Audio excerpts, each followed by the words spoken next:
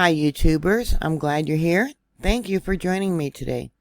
Here on earth.nullschool.net, we can see the last 3 hours of precipitation for Australia and New Zealand. Yeah, they got El Nino going on this year, probably going to continue all the way for the next 6 months. And there you can see Australia, this weather band that's heading towards them. And here we have the wind. You can see we got a small cyclone forming over here. Here we have total precipitation water. Yeah, look at this. They're blaming it a lot on El Nino and the jet stream. Torrential rain slammed the west and north of New Zealand's South Island for a third day in a row on Thursday today, forcing hundreds to evacuate their homes and triggering road and school closures and landslides. Yeah, this is the inside of one person's garage there. Coming after weeks of damp weather, the latest rainstorms are worsening conditions in New Zealand, already sodden, soaked landscape.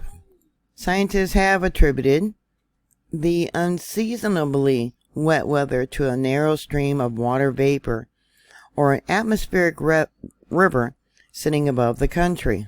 This is what they were expecting there as of 6 p.m. last night. You can see this weather front. Now this is for Australia. And the forecast for Saturday, 9 a.m. And this is today, Thursday, August 18th, 2022. Here we have an image of, I believe it's a water park. After and before, you can see how high the water has risen here.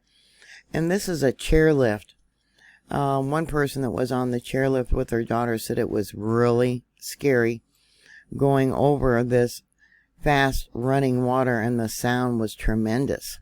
The Met Service there showed parts of north of the South Island have received over 300 millimeters of rain, 11.8 inches in the past 24 hours. On New Zealand's Northern Island, the country's largest city, Auckland, is under a heavy rain and winds alert. In the city of Nelson, a population of more than 50,000 residents, 230 homes there had already been evacuated. Nelson City Council website warned the citizens that rain could mean more landslides, flooding, and evacuations.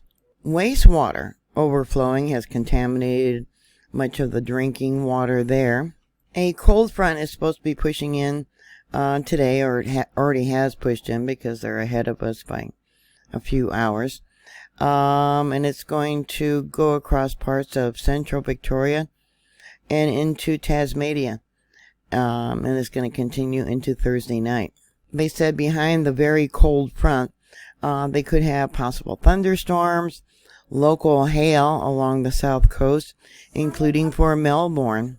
Yeah, look at all the mud that came down from the mountainside here. Saturday, they're saying a second cold front would push through Australia on Saturday. Yeah, the warning for El Nino means that the nation is likely to head into a third year of a wet weather pattern. A La Nina is associated with an increased chance of above average rainfall across East and North Australia during September and April, with a lower or average rainfall for Western Australia state, where the majority of the nation's iron ore and wheat are produced.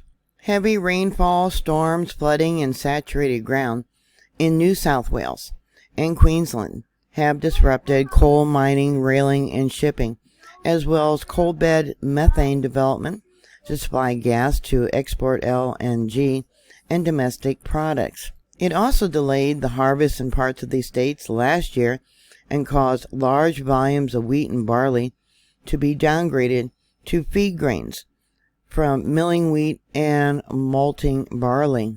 Australia's coal exports were down in the 21-22 fiscal year to the 30th of June compared with last year, 2019 to 2020, which last year was not an El Nino. The drop was despite record high thermal and metallurgy coal prices during 21 and 22, which would usually result in increased supplies if mining firms were not struggling with the effects of flooding and waterlogged pits. Some mining firms have built more water storage over the past year, although they are starting from a position of more water on site than the year earlier. The BOM has moved to a La Niña alert much earlier this year than last year, implying that it was more confident at this point than it did last year that another wet southern hemisphere spring and summer is on the way. So, yeah, we got a lot of earth changes happening. The Tonga volcano eruption definitely disrupted the weather, making things much cooler there, south of the equator. And then we got the magnetic field of the earth weakening, changing the jet streams also along with that eruption. Yeah, what are your thoughts? Put those comments down below. Thank you very much for watching. Thank you for subscribing. Please stay safe, and I'll talk to you later. God bless you. Bye.